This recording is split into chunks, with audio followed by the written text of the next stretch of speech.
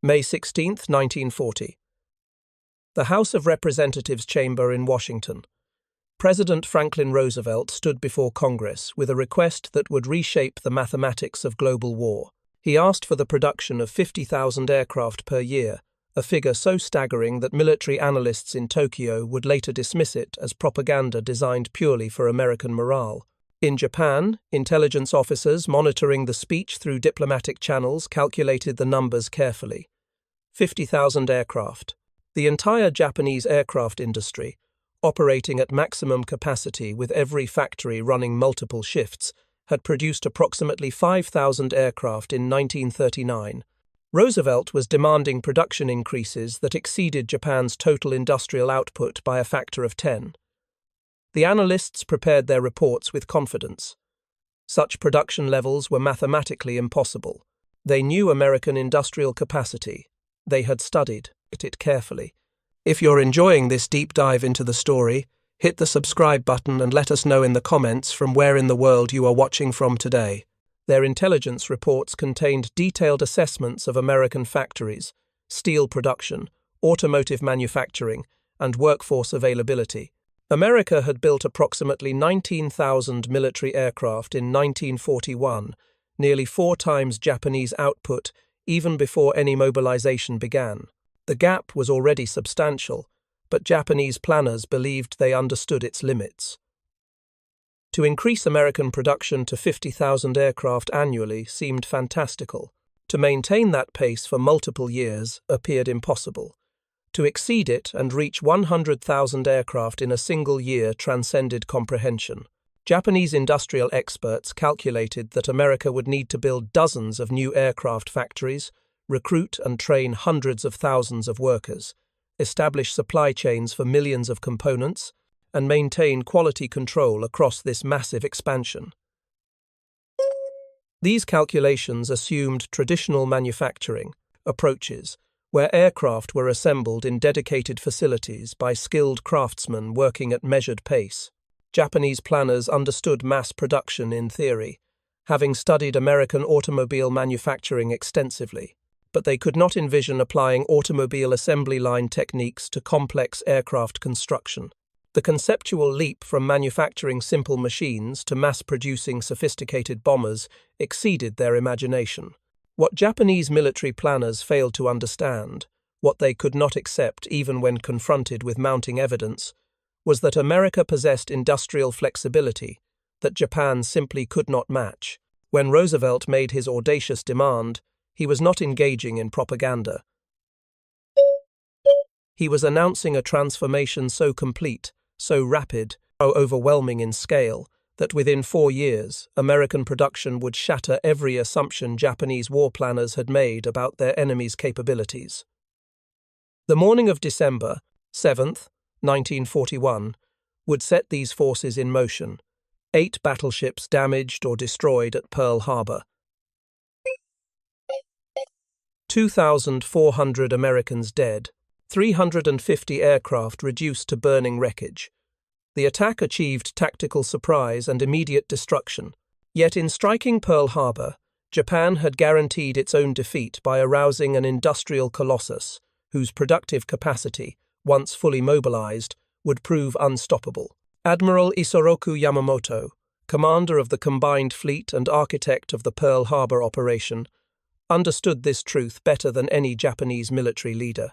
He had spent years in America between 1925 and 1928, first studying at Harvard University, then serving as naval attaché in Washington. Unlike his colleagues whose knowledge of America came from intelligence reports and diplomatic briefings, Yamamoto had lived among Americans, traveled extensively throughout the country, and witnessed firsthand the productive capacity that would later prove decisive. He had walked through the steel mills of Pittsburgh, where blast furnaces produced more steel in a single day than some Japanese mills produced in a month. He stood on factory floors in Detroit, watching automobile assembly lines that churned out vehicles with mechanical precision Japanese industry could not match. He had driven past endless factories in the industrial Midwest, each one a monument to productive capacity. He had seen the agricultural abundance of California's Central Valley, where farms produced food surpluses that fed millions, while Japanese agriculture struggled to feed its own population. He had observed the American electrical grid bringing power to remote farms and small towns, infrastructure that simply did not exist in rural Japan. He had watched cargo trains stretching for miles, transporting goods across continental distances. Most importantly, he understood American character in ways his colleagues did not. Japanese military culture valorized spirit over material, emphasized will over resources, taught that determination could overcome numerical disadvantage. Yamamoto had seen how Americans approached problems differently. They believed in solving challenges through innovation, production, and systematic application of resources. When confronted with obstacles, Americans built more factories, trained more workers, developed better processes. In 1941, months before Pearl Harbor, Yamamoto met secretly with Prime Minister Fumimaro Konoe. The exact timing of this meeting remains disputed by historians, with sources citing dates ranging from early 1940 to November 1941, but the substance of Yamamoto's warning is well documented and would prove prophetically accurate. Within weeks of Pearl Harbor, the American industrial machine began a transformation unprecedented in human history. The War Production Board, established on January 16th, 1942, exactly 40 days after the attack, received authority nearly absolute in matters of industrial production. Chairman Donald Nelson, a former Sears executive with no military experience, could commandeer factories, redirect raw materials, set production quotas, and transform entire industries overnight. The speed of conversion stunned even American observers who understood their nation's industrial capacity. General Motors produced its last civilian car on February 10, 1942, 64 days after Pearl Harbor. The vehicle, a Chevrolet sedan, rolled off the assembly line at noon. By midnight the same day, the assembly line was being reconfigured for tank production. Workers who had installed car seats in the morning were learning to mount tank turrets by evening. Ford, Chrysler, Studebaker, Packard, Hudson, Nash, every major automobile manufacturer in America ceased civilian production entirely. These factories, which had produced 4.5 million cars in 1941, feeding America's appetite for personal transportation and symbolizing the American way of life, would produce exactly 0 civilian vehicles for the duration of the war. The transformation happened with breathtaking speed. Oldsmobile plants that had manufactured sedans retooled to produce artillery shells and aircraft cannons. Chrysler facilities converted from making automobiles to building tanks, producing the M3 and M4 Sherman models that would dominate American armored forces. Packard, known for luxury automobiles, shifted entirely to manufacturing Rolls-Royce Merlin aircraft engines under license, the same engines that powered British Spitfire fighters and American P-51 Mustangs. Cadillac, the premium brand symbolizing American automotive luxury, transformed its facilities to produce tank transmissions, gun directors, and engine components. The precision manufacturing capability developed for luxury automobiles translated directly to military equipment. Workers accustomed to maintaining tolerances for smooth-running engines applied those same skills to artillery mechanisms, requiring even greater precision. Instead, they built aircraft engines, tanks, artillery shells, machine guns, military vehicles, in quantities that Japanese planners had calculated were mathematically impossible. The transformation revealed industrial flexibility Japan could not replicate. A factory that built car engines could, with relatively minor retooling, build aircraft engines. Workers who assembled transmissions could learn to assemble tank drivetrains. The fundamental infrastructure, the machine tools, the trained workforce, the management systems, the supply chains, could be redirected toward military production with stunning speed. This flexibility derived from characteristics of American industrial development that Japanese planners had not fully appreciated. American manufacturing had evolved with standardization and interchangeability as core principles. Parts made in one factory fit assemblies from another. Electrical systems followed common specifications. Thread patterns on bolts and screws matched across industries. This standardization, which had enabled the automobile revolution, now facilitated rapid conversion to military production. Japan possessed no equivalent flexibility.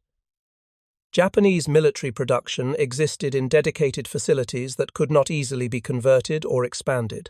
When Japanese aircraft factories operated at maximum capacity, production simply stopped at that ceiling. When American factories reached capacity, new factories were built in months. The B-24 Liberator production program provides the clearest window into this industrial transformation. In early 1941, Ford Motor Company executive Charles Sorensen toured Consolidated Aircraft's San Diego facility, where B-24s were being assembled outdoors under the Californian sun. He watched workers attaching engines to makeshift rigs, adjusting components by hand, struggling with temperature-warped assembly fixtures that made it impossible to produce two identical aircraft without constant adjustment. That night, in his hotel room at the Coronado, Sorensen sketched on hotel notepaper the outline of a factory that would revolutionize aircraft production. The drawing showed a facility 1 mile long and a quarter-mile wide, the largest industrial building ever conceived. The sketch, initialed by Edsel Ford and preserved in company archives, became the blueprint for Willow Run. Construction began in 1941 on farmland owned by Henry Ford near Ypsilanti, Michigan. Architect Albert Kahn translated Sorensen's pencil sketch into 3.5 million square feet of factory space, featuring an assembly line over 1 mile long. The distinctive L-shaped design incorporated 4 large turntables, 2/3 along the production line, allowing the bombers to make a 90-degree turn before continuing to final assembly. The scale of Willow Run defied comprehension.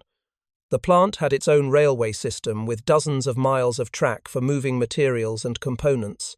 It had its own power plant generating electricity for the massive facility. It had its own fire department staffed 24 hours daily, because any fire in a facility this large, working with aluminum, magnesium, and aviation fuel, represented catastrophic risk. Fleets of buses ferried workers from Detroit and surrounding towns, operating on schedules coordinated with shift changes. Some workers traveled over an hour each way, leaving homes in darkness before dawn, returning after sunset. The facility included its own hospital staffed with doctors and nurses treating everything from minor cuts to serious industrial accidents. An adjoining cafeteria served thousands of meals daily, operating continuously to feed workers across 3 shifts.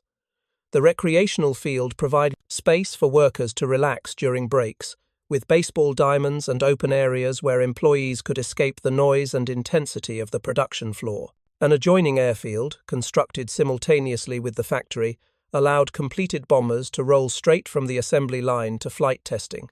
Test pilots would climb into aircraft that had been riveted together hours earlier, conduct brief check flights, then deliver them to military acceptance officers waiting at the field's edge. The human dimension of Willow Run revealed the depth of American mobilization. Workers came from every imaginable background. Farm boys from rural Michigan who had never seen an aircraft before found themselves installing complex hydraulic systems. Women who had worked as secretaries or teachers learned to operate massive drill presses and rivet guns. Elderly craftsmen who had retired returned to work, bringing decades of manufacturing experience to quality control and training roles. The training programs established at Willow Run represented education on industrial scale. The Aircraft Apprentice School trained up to 8,000 students per week, teaching them skills from blueprint reading to precision metalworking to electrical assembly. Classes ran continuously, day and night, converting civilians into aircraft workers in weeks rather than the months or years traditional apprenticeships required. Ford developed innovative solutions to production challenges. When tight spaces inside bomber wings made it difficult for average-sized workers to reach fastening points, the company specifically recruited workers of small stature who could crawl into confined spaces to hold parts in place during assembly. These workers, often women and smaller men, became essential to the production process, performing tasks that would have been impossible for larger workers. The living conditions surrounding Willow Run transformed entire communities.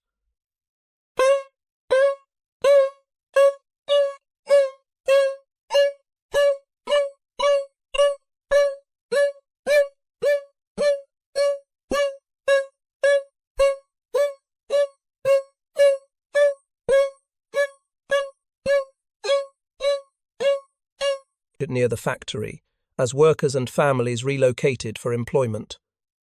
Temporary housing projects, trailer parks, and converted barracks accommodated the influx of workers. Local schools expanded to serve children of defense workers. Churches, stores, and community organizations grew to meet the needs of the rapidly expanding population. By late 1941, barely 12 months after Sorensen's hotel room sketch, the factory was operational. Initial production was slow, as workers learned to apply automobile assembly techniques to aircraft construction. Bombers were far more complex than cars. They required constant design changes poorly suited to standardized assembly. Quality control proved challenging. Critics called the facility "Will It Run?", questioning whether Ford could deliver on its promises. Then the system found its rhythm. By March 1944, Willow Run achieved what Sorensen had promised: one complete B-24 Liberator every 63 minutes, 24 hours a day, 7 days a week. At peak production in April 1944, the plant produced 453 aircraft in 468 hours, maintaining that 63-minute pace month after month. The workforce that achieved this production numbered 42,000 at peak, drawn from every segment of American society. Women who had never worked in factories became riveters and welders. One worker, Rose Will Monroe, became the inspiration for the iconic Rosie the Riveter poster, though some sources dispute this claim. What remained undisputed was that thousands of women took on roles previously reserved for men, and without them, American production goals would have been impossible to achieve. In Tokyo, intelligence officers tracking American aircraft production struggled to believe their own reports. The numbers seemed impossible. A single American factory producing more bombers per month than some entire Japanese aircraft manufacturers managed in a year. The figures had to be propaganda. American industry could not possibly achieve such output. Initial reports of Willow Run's production rates were dismissed as fabrication designed for American morale purposes. Intelligence analysts calculated that achieving 63-minute production intervals required impossible coordination. The B-24 contained over 1 million separate parts. Each aircraft required precise assembly of wings, fuselage, engines, hydraulics, electrical systems, armament, and control surfaces. To complete this assembly in 63 minutes meant that somewhere on the production line, workers installed components every few seconds throughout the entire shift. Japanese aircraft production followed traditional methods where skilled craftsmen worked on individual aircraft in dedicated bays. A single bomber might occupy a workstation for weeks as workers slowly assembled components, checked fits, adjusted systems, verified operations. The concept of moving aircraft through sequential assembly stations, where specialized teams performed specific tasks, then passing the partially complete aircraft to the next station, seemed theoretically possible but practically impossible for something as complex as a 4-engine bomber. Yet the evidence was irrefutable, and mounting month by month, Japanese military intelligence gathered information from multiple sources. Neutral diplomats reported observations of American industrial facilities. Intelligence officers in neutral countries collected American newspapers and technical journals. Decoded communications revealed production discussions. Captured documents provided planning data. Photo reconnaissance showed factory expansions. Yet the evidence was irrefutable. By 1942, American factories produced 47,000 military aircraft, falling short of Roosevelt's ambitious goal of 60,000, but still representing nearly 10 times Japan's annual output of approximately 5,000 aircraft. The scale of production had doubled from pre-war levels in a single year. By 1943, production reached 85,000 aircraft. This represented more aircraft than existed in the entire world just a decade earlier.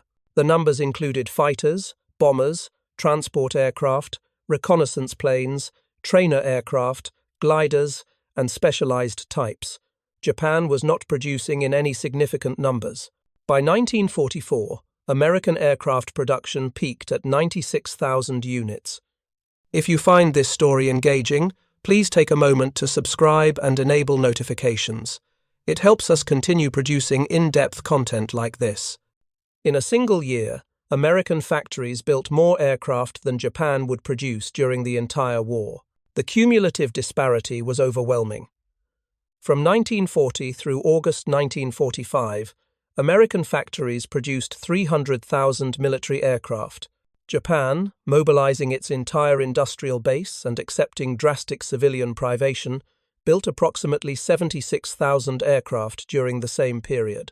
The ratio was nearly 4-to-1, sustained across 4 years of maximum effort by both nations. But the disparity was not merely quantitative. It was categorical, representing fundamentally different industrial philosophies.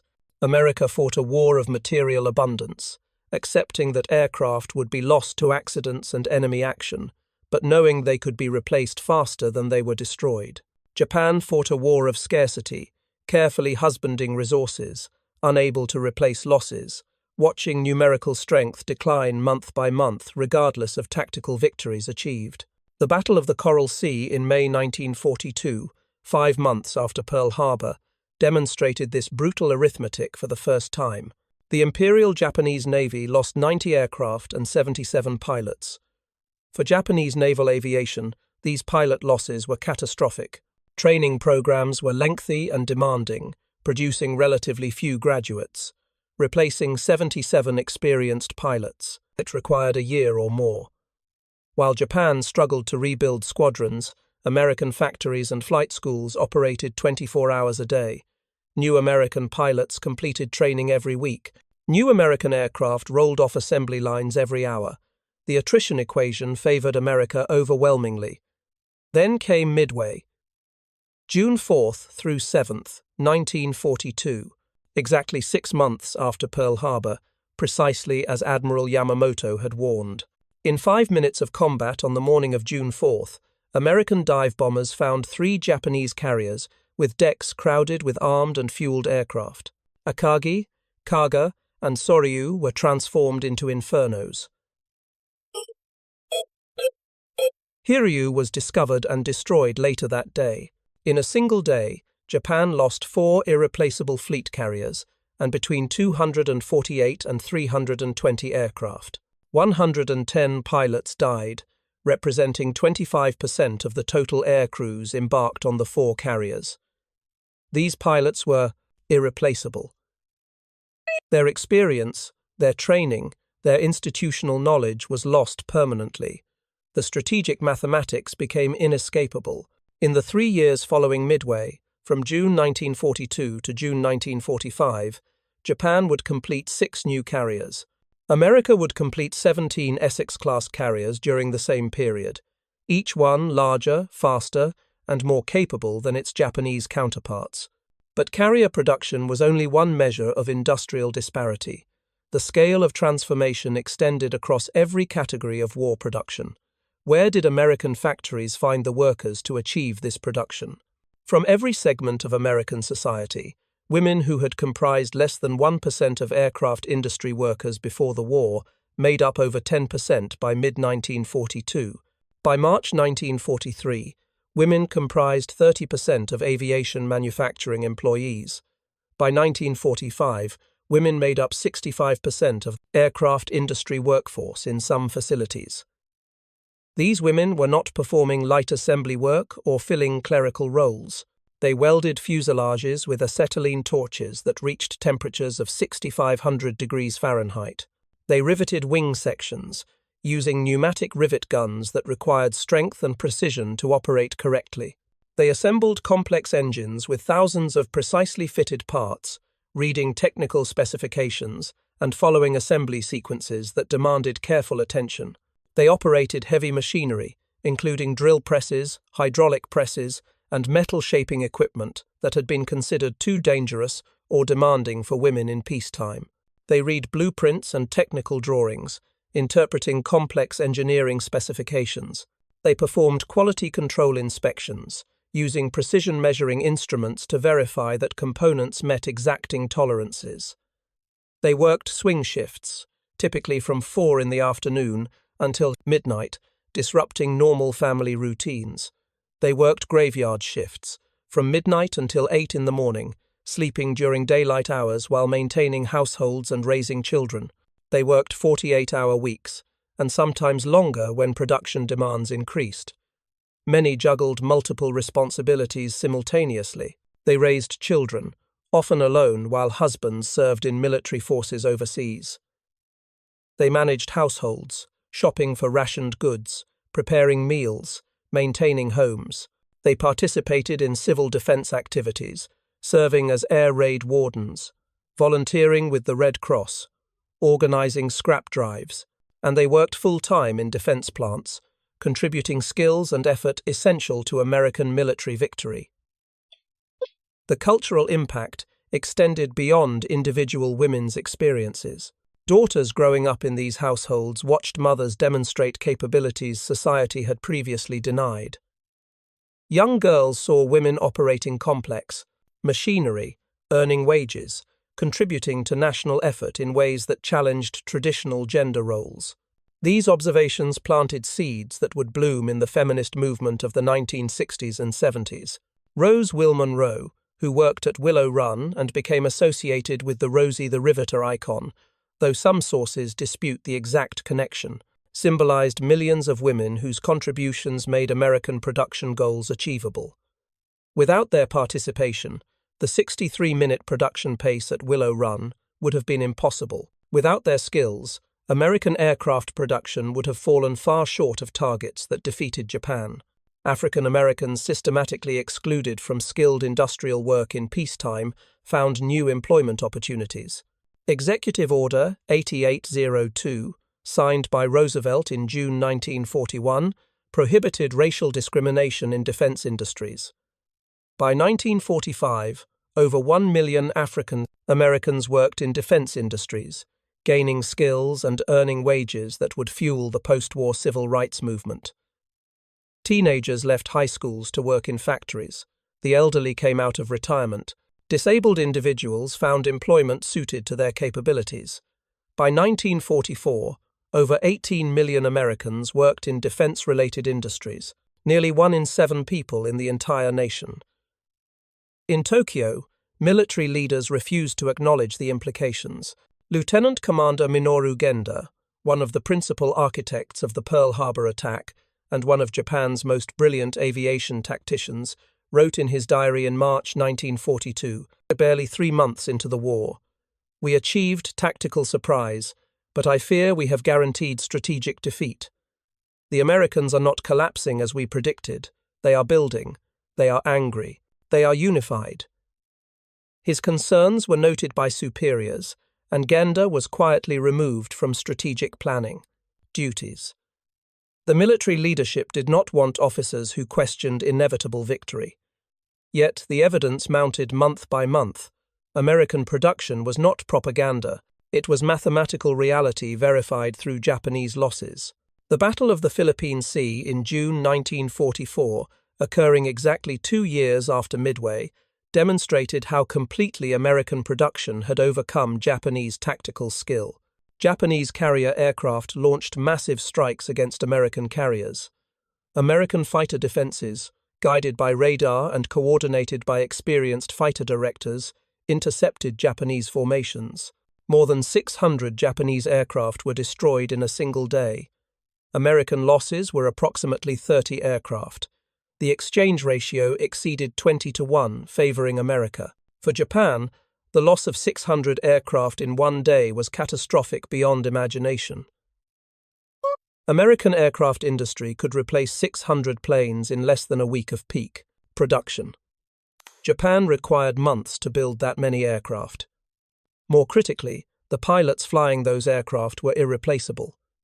Japan had no way to train hundreds of carrier pilots quickly. Training facilities lacked fuel, experienced instructors, and operational aircraft for student training.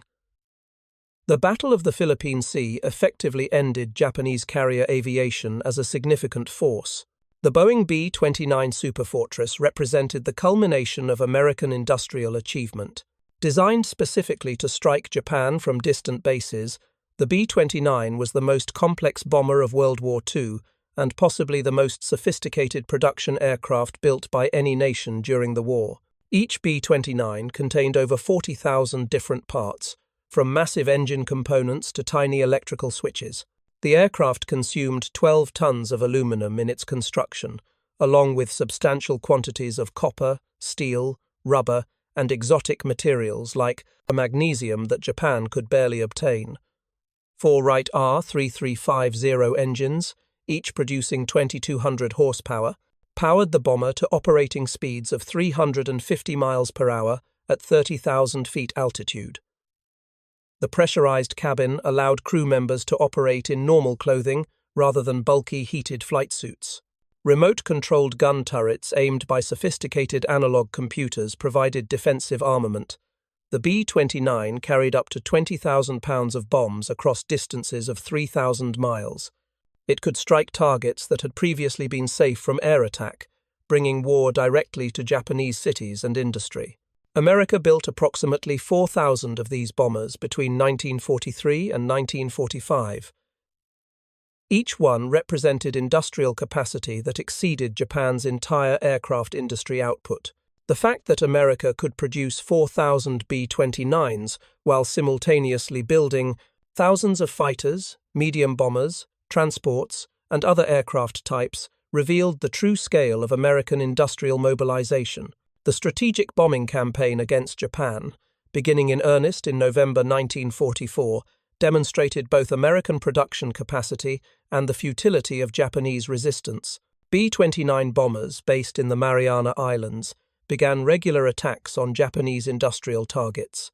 The fact that America could deploy hundreds of these sophisticated bombers, each costing approximately $600,000 and requiring months to manufacture, while simultaneously maintaining bomber fleets in Europe and supporting Allied forces worldwide, revealed production capacity Japan could not approach. Initial raids used high-altitude precision bombing, attempting to destroy specific factories and industrial facilities.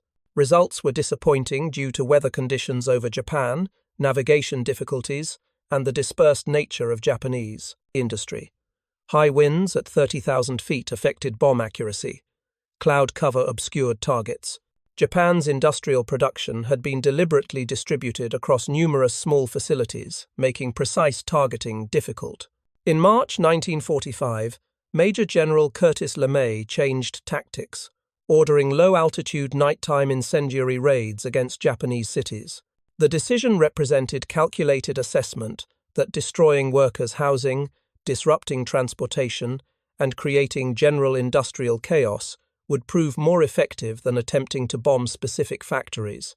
The tactic was devastating and controversial, deliberately targeting civilian areas to undermine industrial capacity. The firebombing of Tokyo on the night of March 9th to 10th, 1945, employed 334 B-29s carrying 1,665 tons of incendiary bombs.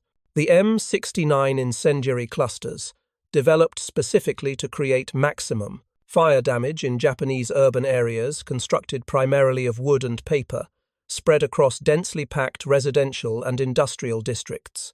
The attack created a firestorm that destroyed 16 square miles of Tokyo, killing approximately 100,000 people in a single night. The firestorm generated temperatures exceeding 1,000 degrees Fahrenheit, hot enough to boil water in canals and melt glass. People who sought refuge in water were boiled alive. Those who remained in buildings were incinerated. Those who fled into streets were suffocated by smoke or consumed by fire, advancing faster than humans could run. The destruction exceeded anything conventional bombing had previously achieved. Yet this massive raid, which killed more people than any other single air attack in history up to that point, represented only a fraction of American bombing capability, and more importantly, only a tiny fraction of total American aircraft production. The 334 bombers employed represented less than 10% of B-29 production. America could sustain such raids repeatedly, while simultaneously maintaining bombing campaigns in Europe, conducting tactical air support across Pacific Island campaigns, training new pilots, replacing combat losses, and continuing to build aircraft at accelerating rates. Within weeks, Similar raids struck Osaka, Kobe, Nagoya, Yokohama, and dozens of smaller cities throughout Japan. By summer 1945, Japan's major urban areas had been systematically destroyed. American bombers dropped leaflets warning specific cities of impending attacks, then returned days later to destroy them exactly as promised. Japanese fighter defenses, already depleted by years of attrition, could not prevent American bombers from operating with near impunity over Japanese territory. The mathematical impossibility of Japanese victory had been clear to any analyst willing to examine production statistics objectively. Yet Japanese military leadership refused to acknowledge reality until atomic weapons demonstrated that continuation of war meant national annihilation. This refusal stemmed partly from military culture that valued fighting spirit above material calculations, partly from political pressures that made admitting error impossible, and partly from genuine inability to comprehend industrial capacity on American scale. Senior Japanese officers had been educated in military academies emphasizing tactics, strategy, and warrior values. Few possessed engineering backgrounds or industrial experience. They understood armies and navies, battles and campaigns. They did not understand factory production rates, supply chain logistics, or industrial scaling principles. When presented with American production statistics, they lacked conceptual frameworks for evaluating the data. Moreover, Japanese military culture created institutional resistance to pessimistic assessments. Officers who questioned victory prospects risked being labeled defeatist, removed from command, or subjected to criticism that could end careers. Lieutenant Commander Genda's experience, being quietly removed from strategic planning after expressing concerns about American production, sent clear messages to other officers, contemplating similar warnings. The institutional pressure to maintain optimistic outlooks created information bubbles where bad news was filtered, discounted, or ignored. Intelligence reports showing American production increases were dismissed as exaggeration. Combat loss reports were minimized or misrepresented. Pilots and sailors, returning from battles, described American numerical superiority that far exceeded intelligence estimates, but their first-hand accounts were often disregarded as confused observations from traumatic combat experiences. The disparity extended beyond aircraft to every category of war production. America produced 86,000 tanks during World War II. Japan produced approximately 6,500 tanks over the same period. The ratio was more than 13-1. American factories built 2 million military trucks. Japan manufactured approximately 165,000 trucks.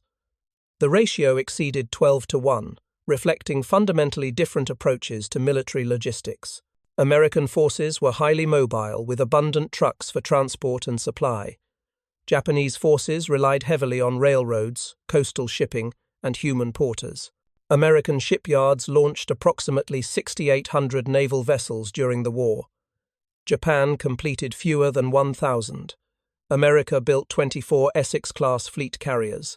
Japan completed 6 fleet carriers after Midway. America built over 400 destroyer escorts for convoy protection. Japan built fewer than 70 escort vessels. The Liberty Ship program exemplified American industrial innovation. These cargo vessels, designed to be built quickly, with semi-skilled labor using standardized components, began rolling off production lines at unprecedented rates. At peak production in 1943, American shipyards launched 3 Liberty ships per day, 75 per month. By war's end, America produced 2,710 Liberty ships, each one carrying 10,000 tons of cargo. Together, they represented more shipping capacity than existed in the entire Japanese merchant marine at the war's start. Japan's entire merchant ship construction program, operating at maximum wartime capacity, produced approximately 15 ships per month at peak. American submarines operating from bases in Pearl Harbor, Australia, and later the Philippines systematically destroyed Japanese merchant shipping. By war's end, American submarines had sunk approximately 60% of all Japanese merchant vessels and 30% of the Japanese Navy.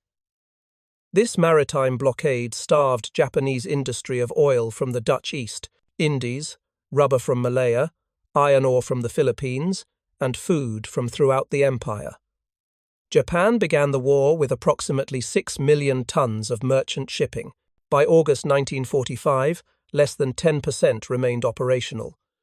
Japan could not replace these losses because shipyards were operating at reduced capacity due to material shortages and bomb damage.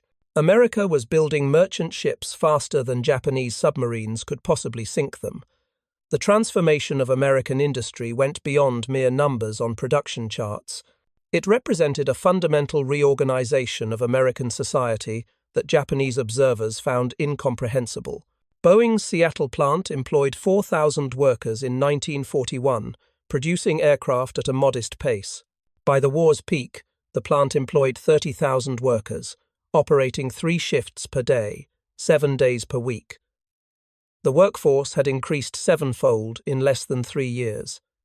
Where did these workers come from?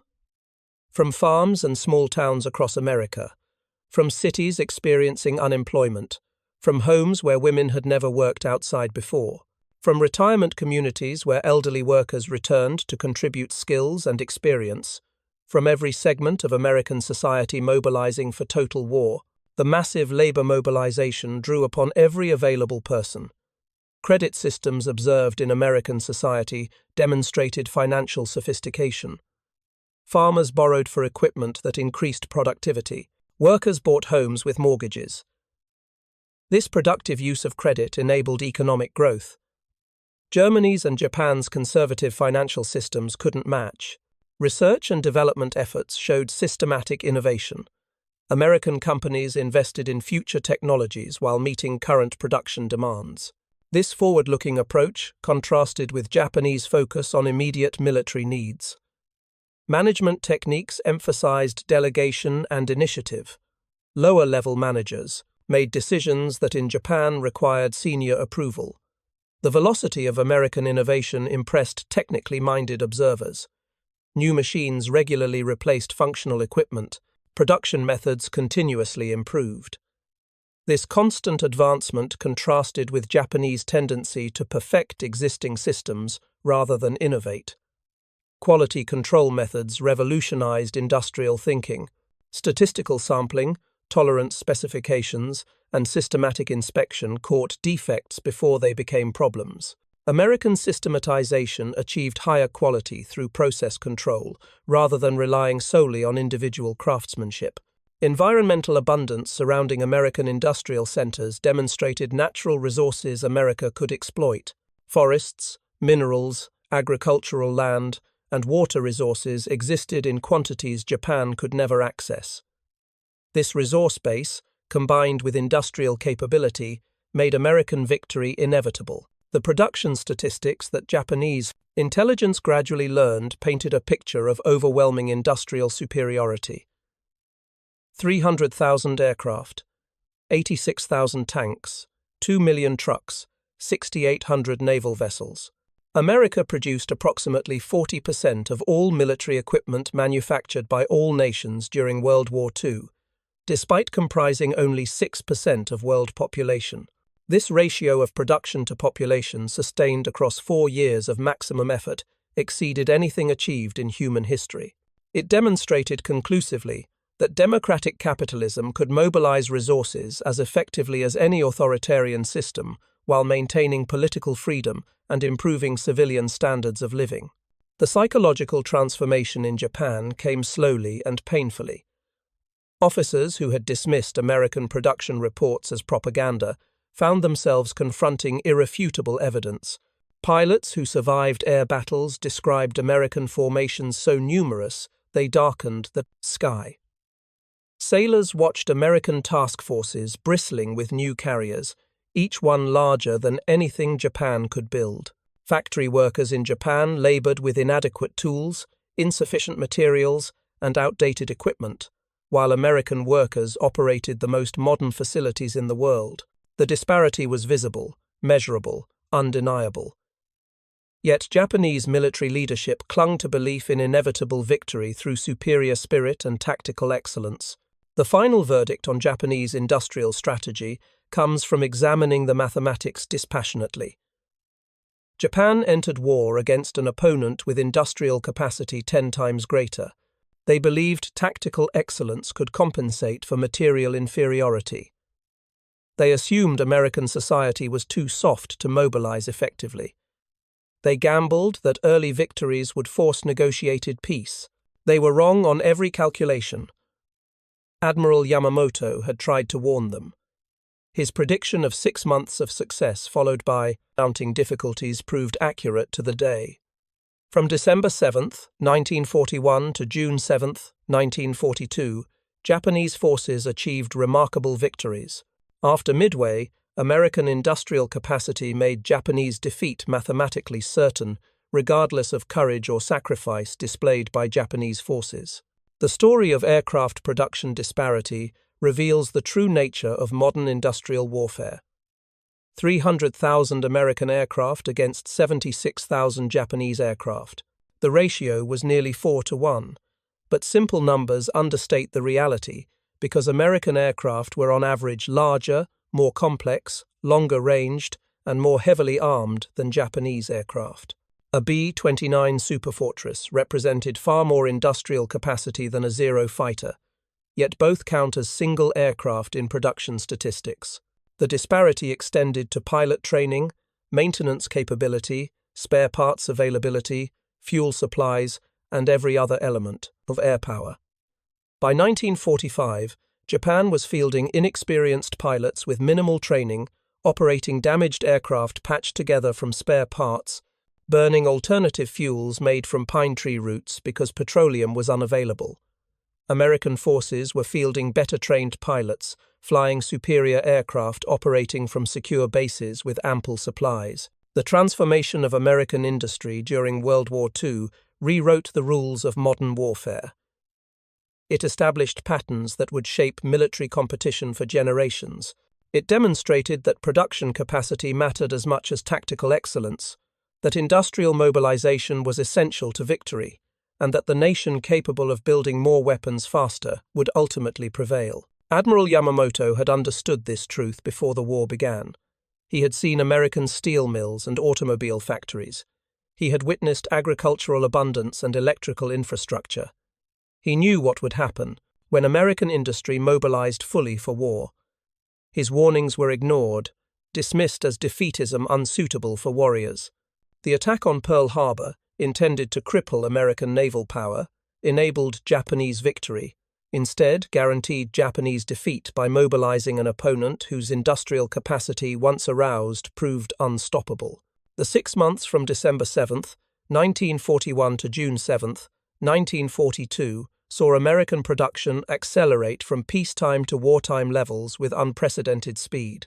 The following 3 years saw that production sustained and expanded until victory was achieved completely, unconditionally, and irreversibly.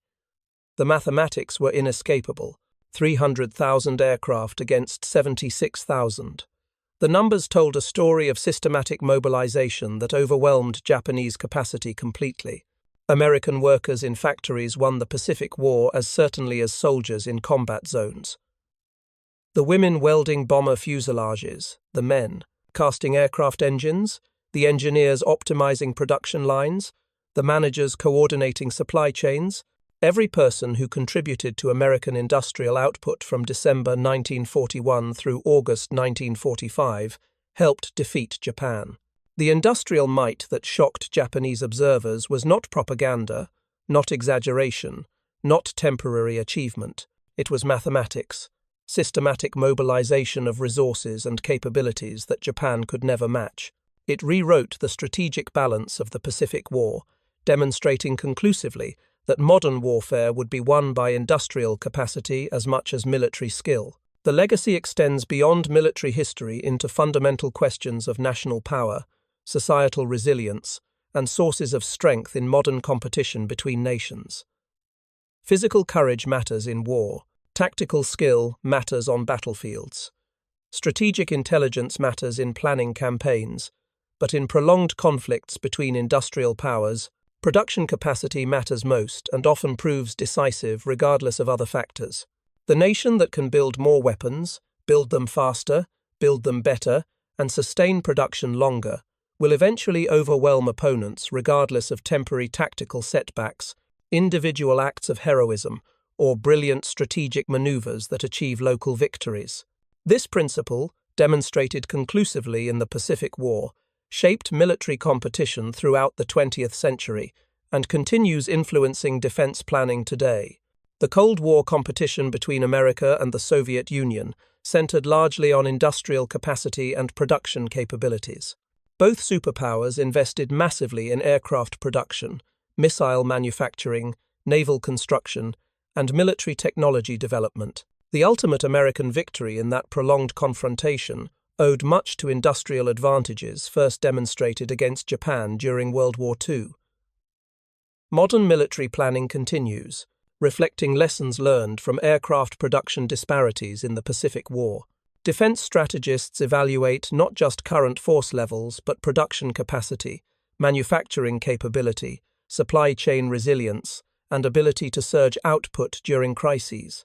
The nation capable of rapidly expanding military production possesses strategic advantages that transcend current force deployments. The transformation of American society during this mobilization period created lasting changes extending far beyond military victory. Women who entered industrial workforce gained economic independence, developed skills, and demonstrated capabilities that challenged traditional gender roles. African Americans who found employment in defense industries experienced economic opportunities previously denied, fueling civil rights movements that would transform American society in following decades. The industrial techniques developed for military production found peacetime applications that drove post-war economic growth. Mass production methods refined at facilities like Willow Run transferred to civilian manufacturing. Quality control procedures developed for military equipment improved consumer goods. Training programs that converted civilians into skilled workers in weeks provided models for vocational education. Management techniques emphasizing efficiency and systematic problem-solving became standard business practices. This legacy of transformation, innovation, and mobilization represents perhaps the most important outcome of American industrial achievement during World War II. The factories that built 300,000 aircraft during the war years converted to building commercial airliners, establishing American dominance in aerospace that continues today. The shipyards that launched thousands of Liberty ships built container vessels and tankers for global commerce. The industrial infrastructure created for war production became foundation for post-war prosperity. Thank you for watching. For more detailed historical breakdowns, check out the other videos on your screen now, and don't forget to subscribe.